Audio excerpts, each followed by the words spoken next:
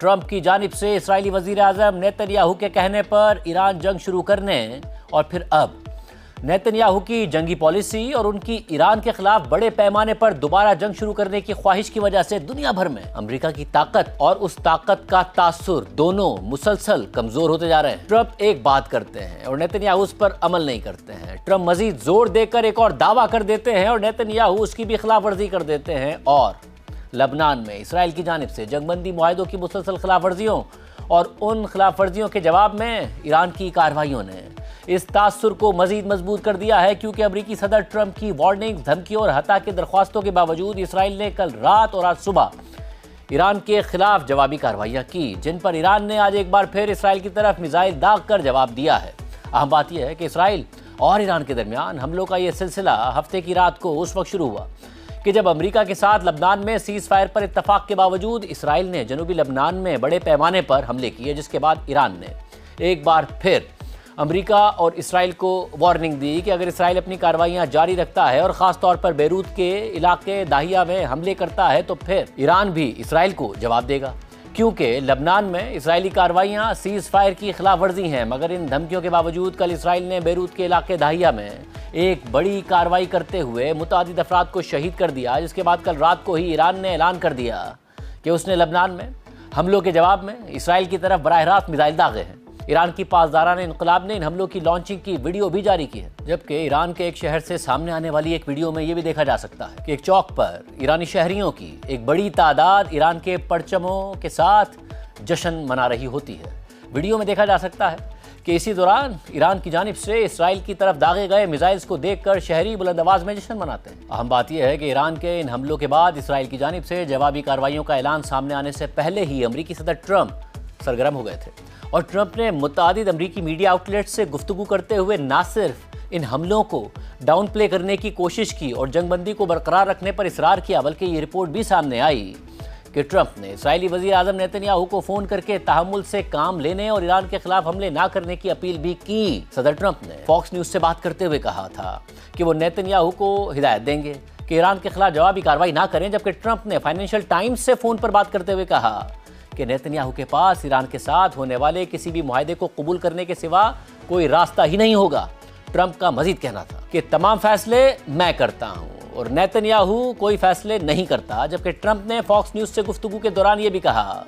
کہ اسرائیل پر ایران کے حملوں سے امریکہ اور ایران کے درمیان مذاکرات مکمل کرنے کی ان کی خواہش میں کوئی تبدیلی نہیں آئی اور اس کا معاہدے پر بھی کوئی اثر نہیں پڑے گا۔ ٹرمپ نے مزید کہا کہ دیکھتے ہیں آخر میں کیا ہوتا ہے، لیکن اسرائیل پر ایران کے یہ میزائل حملے زیادہ مؤثر ثابت نہیں ہوئے۔ یہ حملے ان چیزوں میں سے ایک ہیں جو 3000 سال سے، یا اگر آپ دوسرے طریقے سے گنیں تو 47 سال سے چل رہی ہیں۔ اسی دوران ٹرمپ نے ایکزیوس کو بتایا کہ وہ نیتن سے کہیں گے کہ جوابی حملہ نہ کریں تاکہ ایران کے ساتھ جاری مذاکرات بالکل تباہ نہ ہو جائیں، اور سورسز کے مطابق اس کے فوراً بعد ٹرمپ نے نیتن کو فون کر کے یہی پیغام بھی دیا۔ تاہم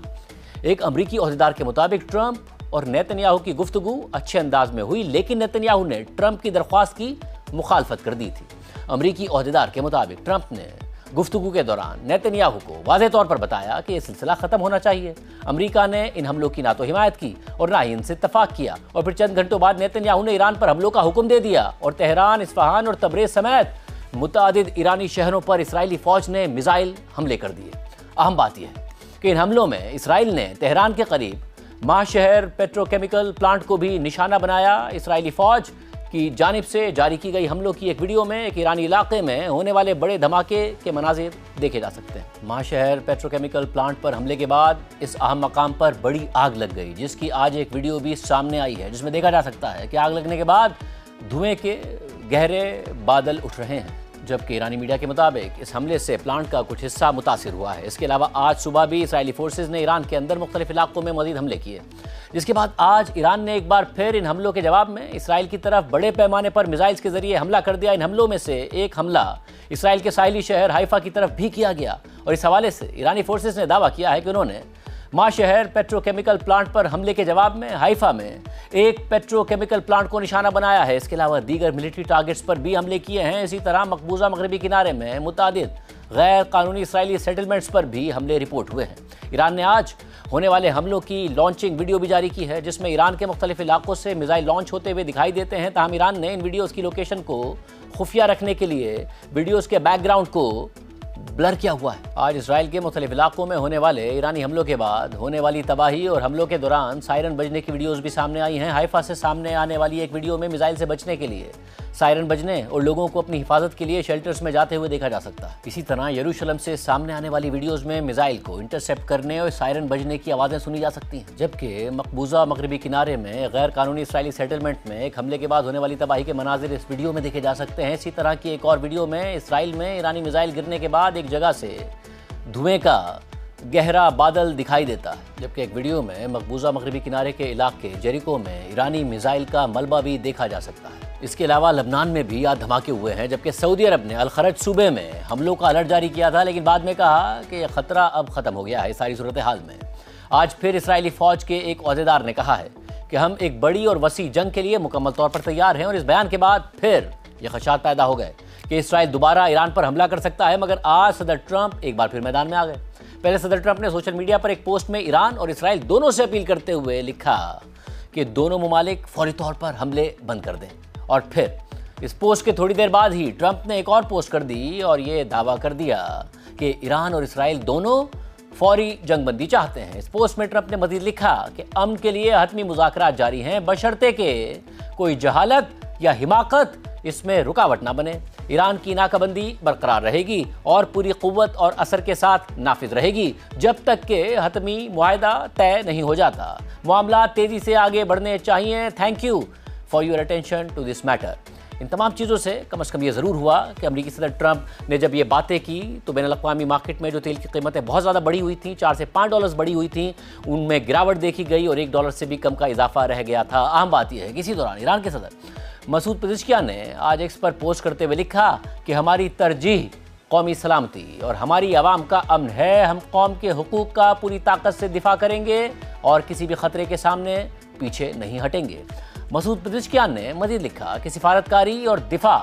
कौमी ताकत के दो बाजू हैं। हमने ना मैदान छोड़ा है और ना ही मुज़ाकरात की मेज़ को छोड़ा है। इंशाअल्लाह इत्तिहाद और अक्लमंदी के साथ ईरान इस आजमाइश से भी कामयाब होकर निकलेगा। और फिर इसी दौरान ईरानी फ़ौज ने अपने हमले ख़त्म करने का ऐलान कर दिया और ईरानी मीडिया के मुताबिक पासदारान इनक़लाब की ख़ातिमुल अनबिया सेंट्रल हेडक्वार्टर के तर्जुमान ने यह ऐलान किया है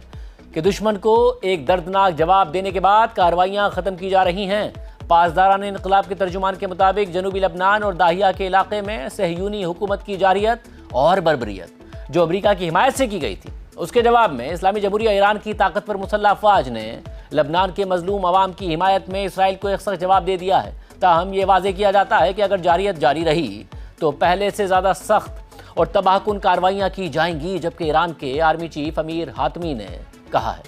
कि अगर इसराइल दोबारा हमले करता है तो इसका जवाब पहले से ज़्यादा सख्त फौजी कार्रवाई की सूरत में दिया जाएगा। अमीर हातमी के मुताबिक सहयूनी हुकूमत की जारियत की जिम्मेदारी अमेरिका पर आयद होती है और अगर दुश्मन ने अपनी कार्रवाइयाँ दोबारा की तो हमारे इक़दामात पहले से ज़्यादा सख्त होंगे। अहम बात यह है कि इसी दौरान इसराइली मीडिया ने एक सीनियर इसराइली ओहदेदार का हवाला देते हुए रिपोर्ट किया